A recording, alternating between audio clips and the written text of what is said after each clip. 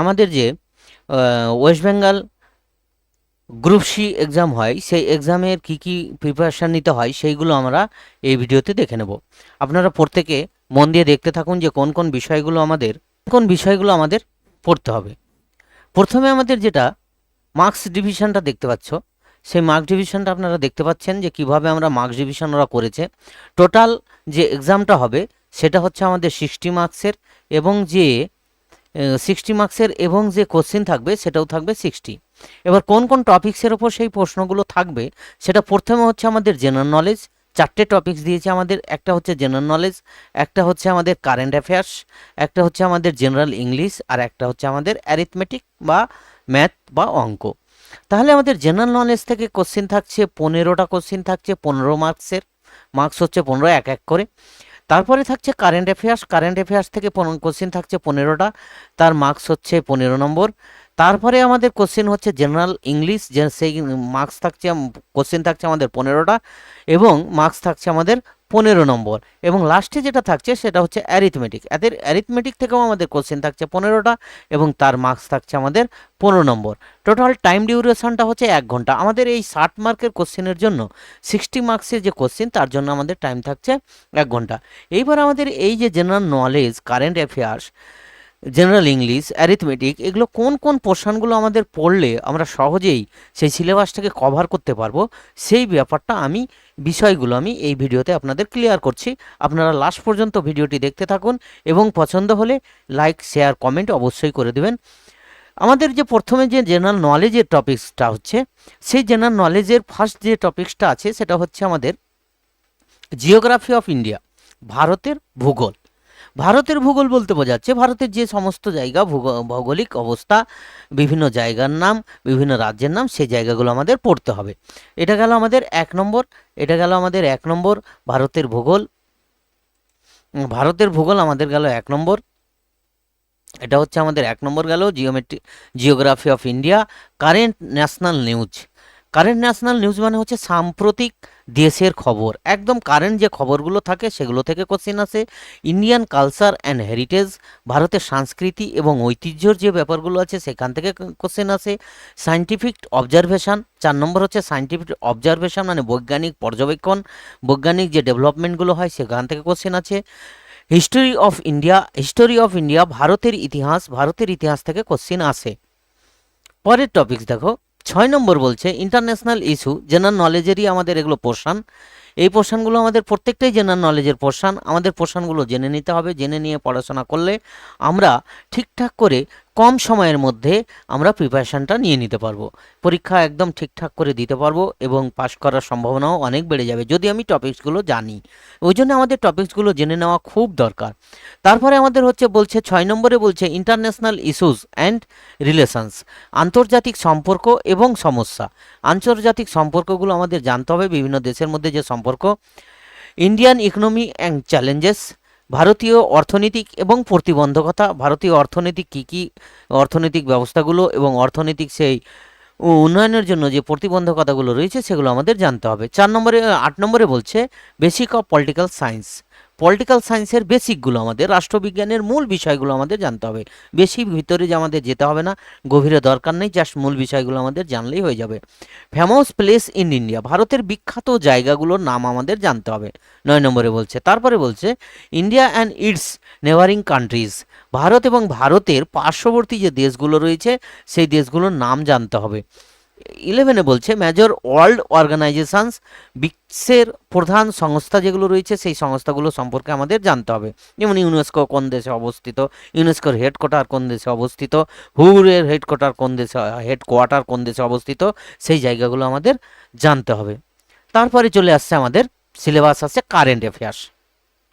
Current affairs বলতে আমাদের যে একদম ঘটে যাচ্ছে যে জিনিসগুলো সেগুলো সম্বন্ধে আমাদের জানতে হবে। সেখানেও কিছু পোর্শন আমাদের ভাগ করে দিয়েছে। Latest development of scientific research, বৈজ্ঞানিক গবেষণায়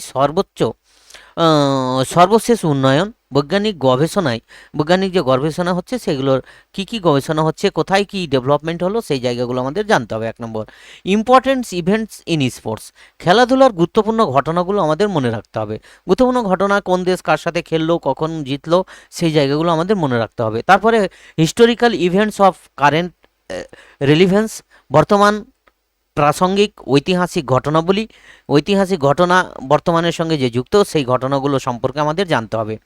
কন্টেম্পোরারি লিটারেচার, সমসাময়িক সাহিত্য, সমসাময়িক সাহিত্য সম্পর্কে জানতে হবে, সমসাময়িক যে সাহিত্যগুলো আমাদের রয়েছে সেগুলো জানতে হবে। Current Trends in economic science, অর্থনৈতিক বিজ্ঞানের বর্তমান প্রবণতাগুলো আমাদের পড়তে হবে।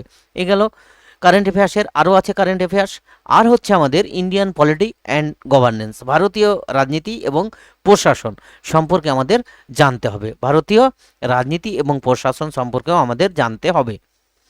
আর কি জানতে হবে কারেন্ট অ্যাফেয়ার্সের মধ্যে? আর আমাদের কি জানতে হবে? ইন্ডিয়ান কনস্টিটিউশন, ভারতের সংবিধানের যে ধারাগুলো আছে সেগুলো জানতে হবে। ভারতীয় সংবিধানকে একটু জানিয়ে নিতে হবে। কালচারাল ডেভেলপমেন্টস, সাংস্কৃতিক উন্নয়নগুলো আমাদের জানতে হবে। জিওগ্রাফিক্যাল অ্যাওয়ারনেস, ভৌগোলিক সচেতনতা আমাদের জানতে হবে। Everyday observation and general experience, দৈনন্দিন পর্যবেক্ষণ এবং সাধারণ অভিজ্ঞতা সম্পর্কে আমাদের জানতে হবে, একদম কারেন্ট যেগুলো ঘটে যাচ্ছে। এই গেল আমাদের কারেন্ট অ্যাফেয়ার্সের পার্ট। আপনারা দেখতে থাকুন, প্রত্যেকটা পার্ট আমি আলোচনা করে দিচ্ছি ভালো করে। আপনারা এইভাবেই পড়লে, এই পার্টগুলো পড়লে আপনারা সহজেই সেই গ্রুপ সি এর যে এক্সাম হবে সেই এক্সামটাই পাস করতে পারবেন, খুব সহজেই পাস করতে পারবেন। তারপরে বলছে জেনারেল ইংলিশ, আমাদের 4টে পোর্শন ছিল, general knowledge, current affairs and general English and arithmetic. General ইংলিশে কী কী বলছে? Antonyms and there current uses, বিপরীত শব্দ এবং তাদের সঠিক ব্যবহার। 1 নম্বরে চলে গেল আমাদের বিপরীত শব্দগুলো আমাদের জানতে হবে, বিপরীত শব্দ এবং তাদের সঠিক ব্যবহারগুলো আমাদের জানতে হবে ইংরেজির। এবার চলে যাচ্ছে ফান্ডামেন্টাল অফ ইংলিশ গ্রামার, ইংরেজির ব্যাকরণের মূল বিষয়গুলো আমাদের জানতে হবে। গ্রামার রুলস অ্যান্ড অ্যাপ্লিকেশন, গ্রামারের যে নিয়ম আছে এবং ব্যবহার আছে সেগুলো আমাদের জানতে হবে। 4 নম্বরে বলছে সেন্টেন্স স্ট্রাকচার অ্যান্ড ফরমেশন, বাক্য গঠন, বাক্য কিভাবে গঠন হয় সেইটা আমাদের জানতে হবে। সাবজেক্ট, ভার্ব, অবজেক্ট, সেই ব্যাপারগুলো আমাদের জানতে হবে। সিনোনিমস, প্রতিশব্দ বা সমার্থক শব্দগুলো আমাদের কিছু মুখস্থ করতে হবে, জানতে হবে, এছাড়া কোনো উপায় নেই। ভোকাবুলারি ডেভেলপমেন্টস, শব্দভাণ্ডার আমাদের তৈরি করতে হবে। ভোকাবুলারি ডেভেলপমেন্টস মানে শব্দভাণ্ডারের বিকাশ। আমাদের শব্দভাণ্ডার অনেক শব্দ আমাদের মুখস্থ করে করে করে করে প্র্যাকটিস করে হোক, খবরের কাগজ পড়ে হোক, ইংলিশ খবরের কাগজ পড়ে হোক, সেইভাবে আমাদের সেটাকে তৈরি করতে হবে। তারপরে চলে আসছে অ্যারিথমেটিকের ব্যাপারটা। অ্যারিথমেটিকের ব্যাপারের মধ্যে প্রথমেই যেটা আছে ratio and proportion. Ratio and proportion মানে হচ্ছে অনুপাত ও সমানুপাত, অনুপাত এবং সমানুপাতের ব্যাপারগুলো। আমার এই চ্যানেলে, এই যে চ্যানেলটা, সেই চ্যানেলে আপনারা ম্যাথের সব চ্যাপ্টার ওয়াইজ একদম বেসিক থেকে শুরু করে অ্যাডভান্স সমস্ত রকমের সমস্যার সমাধান পেয়ে যাবেন এবং আশা করি 90% প্রশ্ন ধাঁচ কমন পাবেন। আমি প্রত্যেকটা চ্যাপ্টার ধরে ধরে আমি অধ্যায় ধরে ধরে আমি আলোচনা করে দেব। খুব শীঘ্রই শুরু হবে, একদম আপনারা দেখতে পাবেন। আপনারা শুধু এই চ্যানেলটাকে সাবস্ক্রাইব করে দিয়ে পাশে থাকুন, আপনাদের ম্যাথের আশা করি কোনো সমস্যা হবে না। তারপরে বলছে শতকরা, পার্সেন্টেজ। তারপরে বলছে প্রফিট অ্যান্ড লস, লাভ এবং ক্ষতি, লাভ ও ক্ষতি বা লাভ এবং ক্ষতি। ডিসকাউন্ট অ্যান্ড সিম্পল ইন্টারেস্ট, ছাড় এবং সাধারণ সুদ। আমাদের দু ধরনের ইন্টারেস্ট হয়, একটা হচ্ছে কম্পাউন্ড ইন্টারেস্ট, একটা সিম্পল ইন্টারেস্ট। এখানে শুধু দিয়েছে সিম্পল ইন্টারেস্ট। সিম্পলিফিকেশান টেকনিক, সরলীকরণ পদ্ধতি বা সরলীকরণ। Decimal and recurring decimals, decimal দশমিক এবং পুনরাবৃত্তি দশমিক সংখ্যা, পুনরাবৃত্ত আবৃত যে দশমিক সংখ্যাগুলো আছে সেগুলোর কথা বলছে। পুনরাবৃত্ত মানে আমরা যে বড় দশমিক সংখ্যাকে, রিপিটেড দশমিক সংখ্যাকে ছোট করি, সেই পদ্ধতিগুলো এখানে বলেছে করতে হবে আমাদের। পরের যে পোর্শনটা বলছে ডিসেবিলিটি রুলস, ডিসেবিলিটি ভাগের নিয়ম। আমাদের ভাগের নিয়মগুলো জেনে নিতে হবে, ভাগ কিভাবে করা হয় সেই ভাগের নিয়মগুলো আমাদের জানতে হবে। ভাগের নিয়ম বলেছে। তারপর বলছে ফ্র্যাকশন, ভগ্নাংশ, এলসিএম, লসাগু এবং গসাগু। এইচসিএফ মানে হচ্ছে গসাগু, এলসিএম মানে হচ্ছে লসাগু। এইগুলো আমরা প্রত্যেকটা পোর্শনের, প্রত্যেকটা পাঠের অঙ্ক এবং তার ডিসকাশান এই চ্যানেলে আপনারা পেয়ে যাবেন। আপনারা সাথে থাকুন, চ্যানেলটাকে সাবস্ক্রাইব করে রাখুন, তাহলে আমরা প্রত্যেকটা ভিডিও পেয়ে যাবেন। পার্টনারশিপ প্রবলেম, অংশীদারি সমস্যা বা অংশীদারি কারবার। পার্টনারশিপ প্রবলেম পাবেন, অ্যাভারেজ ক্যালকুলেশন, গড় কিভাবে নির্ণয় করা হয় তা আমাদের করতে হবে। 11 হচ্ছে আমাদের টাইম অ্যান্ড ওয়ার্ক, সময় এবং কাজ, টাইম অ্যান্ড ডিস্টেন্স, সময় এবং দূরত্ব। এই কটা টপিকস পড়লেই আমাদের মোটামুটি কমপ্লিট হয়ে যাবে। তাহলে আমাদের সিলেবাসটা ফার্স্টে আমাদের জেনে নেওয়া দরকার। জেনে নিয়ে তারপর কোন কোন জায়গাগুলো আমাদের বেশি করে পড়তে হবে, কোন কোন জায়গায় আমাদের খামতি রয়েছে, ঘাটতি রয়েছে, সেই জায়গাগুলোকে আমাদের পড়ে রিকভারি করে তারপর এক্সামের জন্য প্রিপারেশান নিতে হবে।